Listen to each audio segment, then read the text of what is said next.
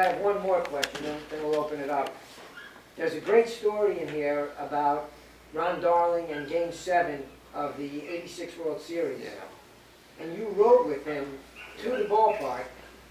And I'm just fascinated that a ball player, if you could just talk a little bit about how this happened. Yeah. I can't believe a ball player allowed you to come. I live in Kips Bay, or the Maury Hill area, and Ron did too.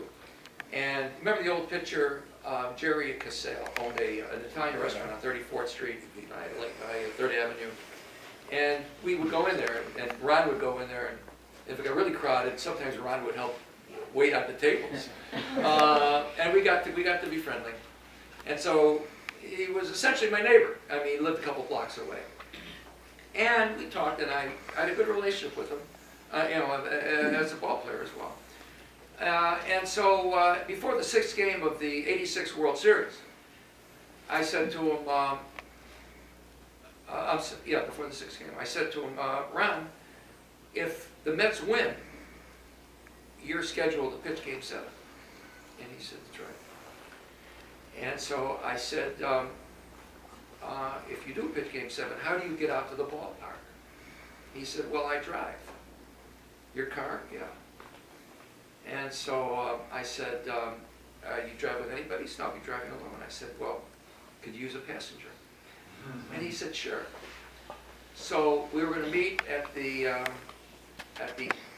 parked his car in a parking lot, 37th and Park. And so it was a night game. And so we were going to meet at 1 o'clock, I forgot, whatever it was. So I go to the parking lot, and there's no Darling there. So I asked the parking lot attendant, Ron Darling parks here, doesn't know yet. But he left. I said, Ron Darling left? I see my column with wings on it.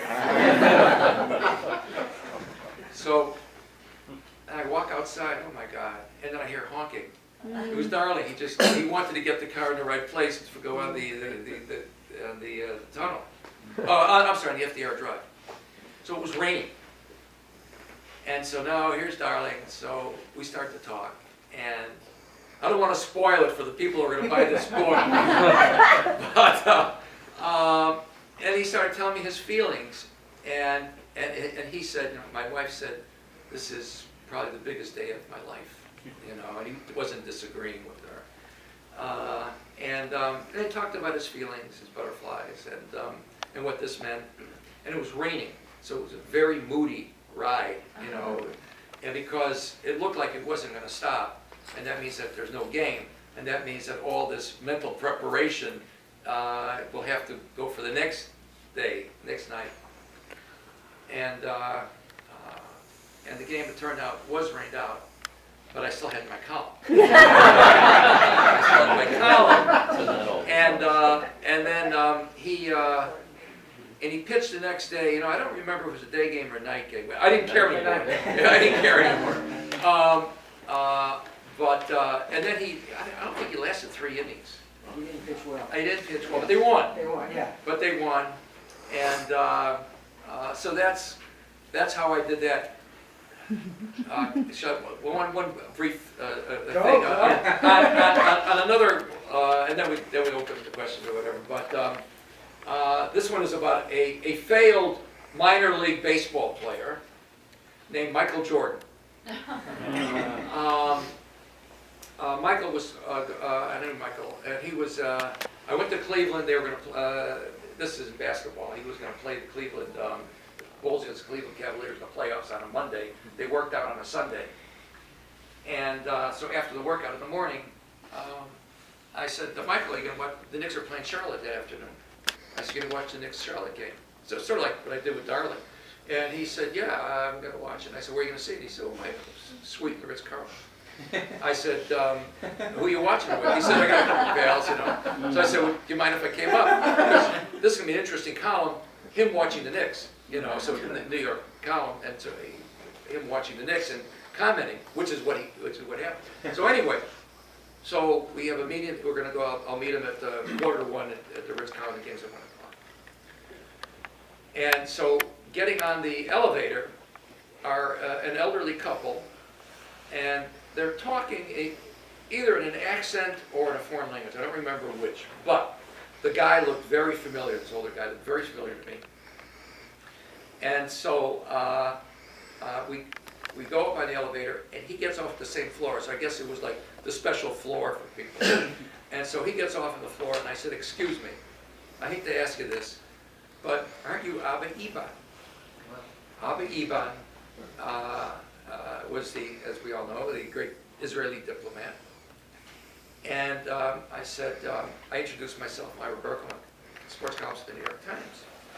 And I said, what are you doing here? And he said, well, there's a distinguished rabbi who was leaving, and I was asked to make remarks at the dinner for him. And he said, what are you doing here? And I said, well, I'm here to go down the hall. I'm going to interview Michael Jordan. There was like no recognition whatsoever. So I said, and his wife said, "Who's Michael Jordan?" So as Abba Iban, being a consummate politician, turned to me and said, "You tell her."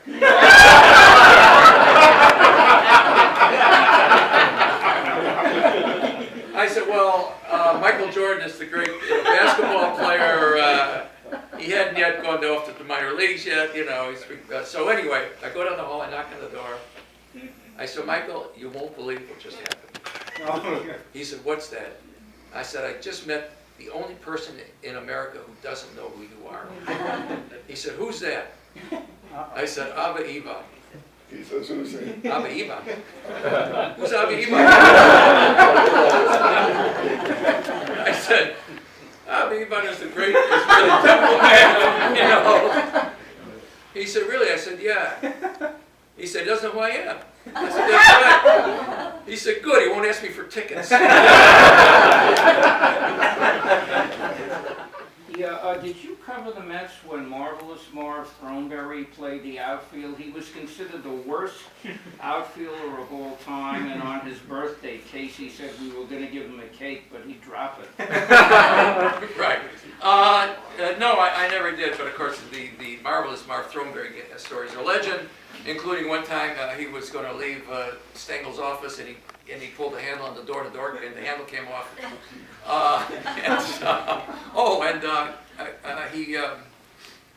He hit into a triple play once, and came back, and Casey got the team right. He said, look, we have to stop hitting into triple play.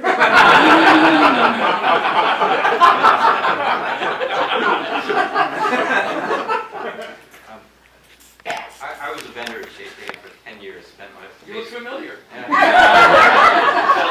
lot of my childhood there, from like 13 to 23. What years? 77 to about 86. So I saw a lot of stuff. Actually, my brother and I were both vendors there at one point.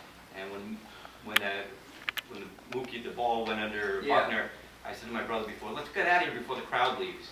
And he's like, no, let's stay. There might be something exciting. And that's when the ball went under Mookie. Anything interesting like with the ball four with Jim Bouton's book where with Fritz Peterson and the wives changing, anything juicy like that? Anything juicy like that? This is being recorded. Well, I mean, from a sexual nature. Anything like crazy. I mean, there was drugs with the. Yeah. No, if I had known you were going to be coming tonight, I would have written something. No. I off the top of my head, I can't think of anything. The Mets were choir boys. Well, they were choir boys. But I'm sorry to disappoint you. No, maybe as time went on, I would. Not like Alex Rodriguez trying to pick up two women behind the dugout after he was taken out of the game. There wasn't any of that. There was a lot of staring into the stand. In batting practice, some guys missed their turn at bat because we're looking into the stand.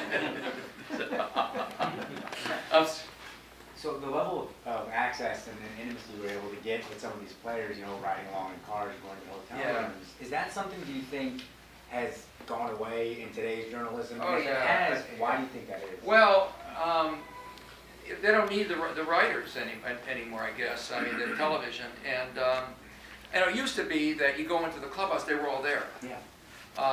Now, they aren't. They all disappear into the trainer's room, from what I understand. I've been there, I was there maybe last year, and one guy comes out, or two guys come out, and everyone, the reporters run to the, but before they were all there. And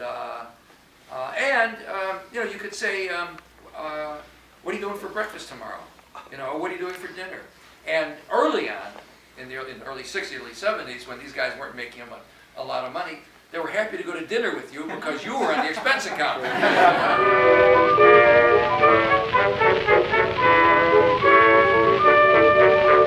Take me out to the ball game, take me out with the crowd, buy me some peanuts and Cracker Jack.